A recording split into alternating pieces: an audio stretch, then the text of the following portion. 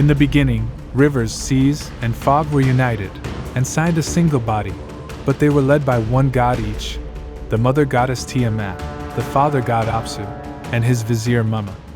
Over the years the goddess Tiamat and her consort begot two sons, Lama and Lahama, who married and eventually gave life to their sons, Anshar and Kishar, who became the horizon of heaven and earth.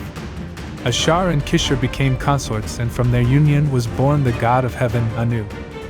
Anu became the most powerful god and was appointed as the king of the gods, thus controlling the earth and the entire universe. Later Anu took Ki as his wife, goddess of the earth. It is said that the two were united when a huge mountain emerged from the great sea. This mountain was so gigantic that it touched the sky, thus uniting Anu and Ki. In this way, both begot Enlil. Also, according to another version of the myth, it is said that, in the beginning, there was only Namu, the great goddess of all that existed.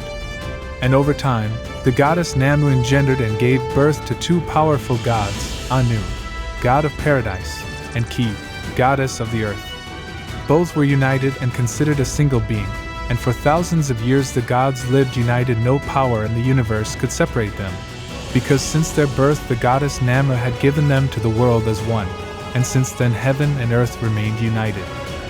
Both grew to complement each other, and in time consummated their love, from which Enlil, god of the winds, was born. The two were delighted with the arrival of their firstborn, but as soon as he was born, the little god Enlil separated his parents forever.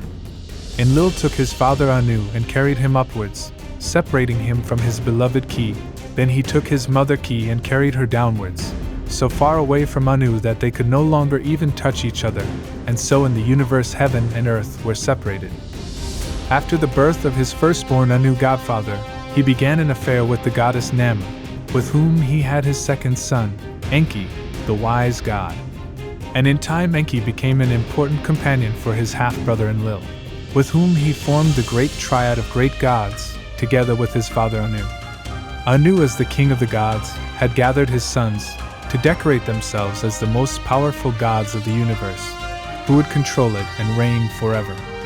It is said that, despite Anu's separation from his first consort, they eventually got back together and had more sons: Gulu, god of the sky; Jibal, god of fire; Nusku, god of light; Martu, god of the Amorites; and the Sabiti, warrior gods.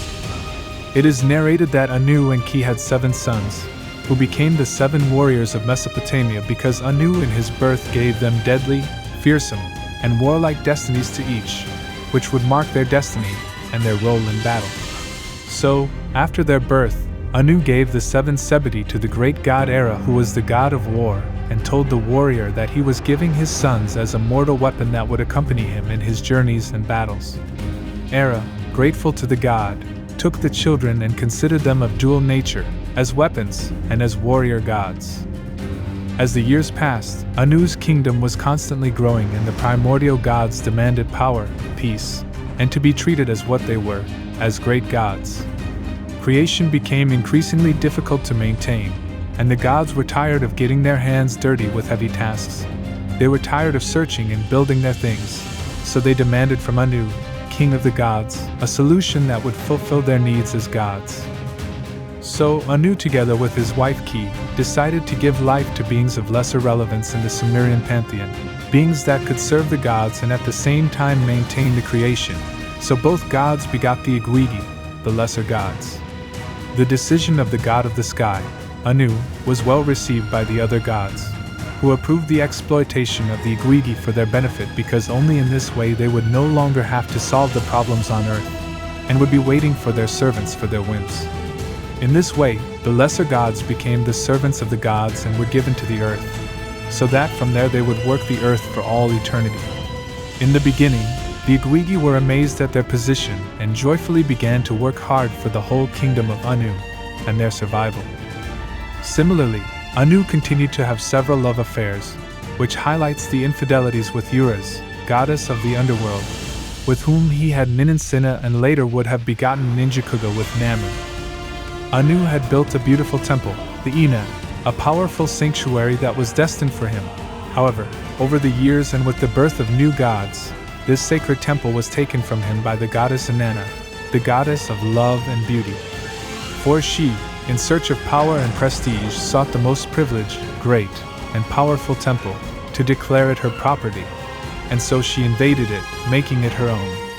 Anu accepted that Inanna had taken her temple and left her free to enjoy it because the young goddess had fallen deeply in love with the great sanctuary of Ana. So Anu, far from being annoyed, felt flattered.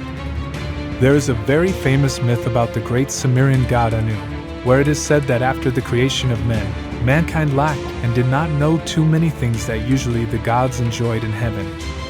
Anu, admired by the ability of men, decided to grant a sacred gift to mankind, something that would ensure the welfare of all human beings on earth for thousands of years. So, he ordered to collect wheat, hemp, and barley, in all their forms, as well as grains and mahogany that had these plants, which were sacred to the gods. When he had a large number of plants, he decided to come down to earth and let mankind recognize them and include them in their understanding.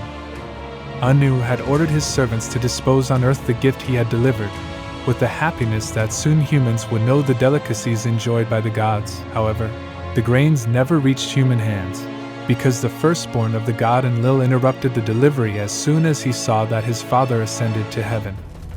Enlil hated humans, loathed them, and wished for their extermination, so he did not like his father's idea at all.